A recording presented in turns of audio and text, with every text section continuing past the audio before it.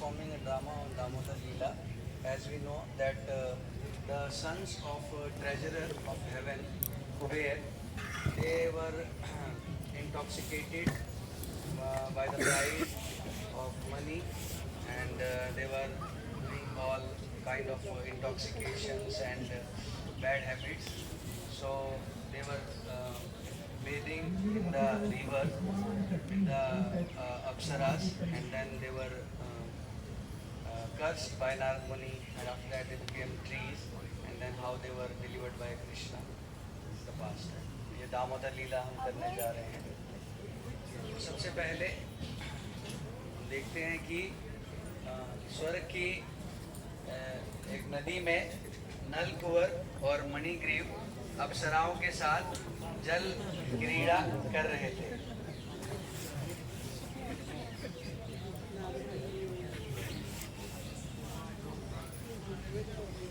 जल क्रीड़ा कर रहे थे और उतने में नारद मुनि वहाँ पधारते हैं और उन्हें इस प्रकार की उदंडता करते देख नारद मुनि को अत्यंत क्रोध आता है। तुम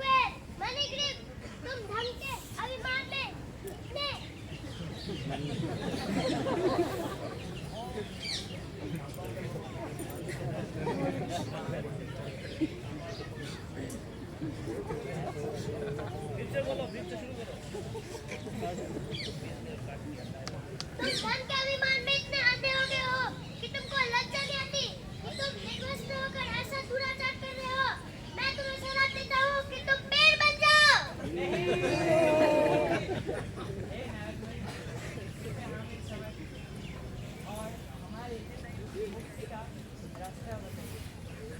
तुम गोकुल में दंत महाराज के आंगन में पेड़ बन के जन्म लोगे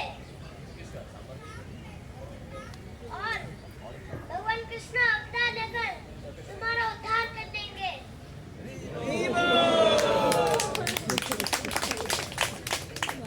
तो इस प्रकार वे दोनों वृक्ष और उतने में ही पास में रखे हुए चूल्हे पे दूध उबलने लग जाता है और वह दूध, क्योंकि आध्यात्मिक जगत में हर वस्तु चिन्मय है, तो वह दूध भी यह देखता है कि माता कृष्ण बहुत ही भाव से माता यशोदा का दूध पान कर रहे हैं, तो वे सोचते हैं कि हम किस प्रकार कृष्ण की सेवा करेंगे।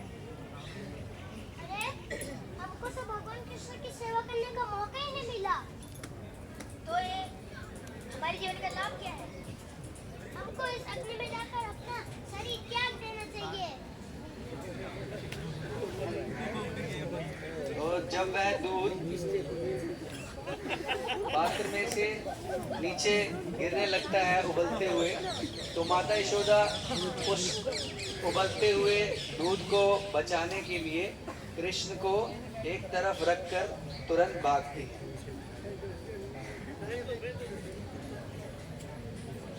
अरे ये कान्हा के लिए दूध सब निकल गया है बाहर। अरे क्या करेंगे?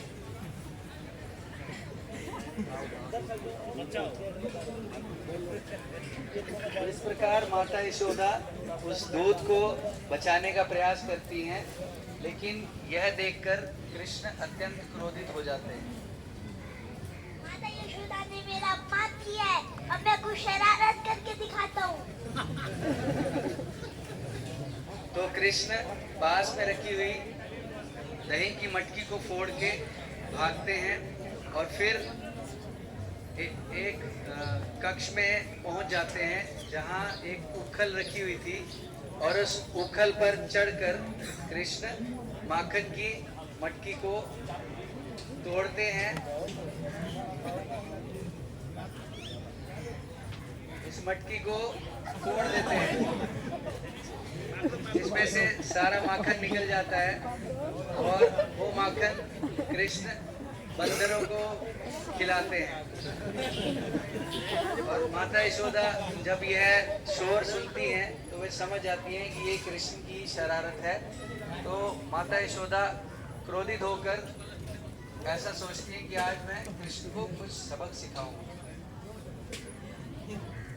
अरे कृष्णा, तू हमेशा शरारत करता रहता है। आज तो मैं तुझे छोड़ूंगी नहीं। आज तो मैं तुझे दंड देकर ही रहूंगी।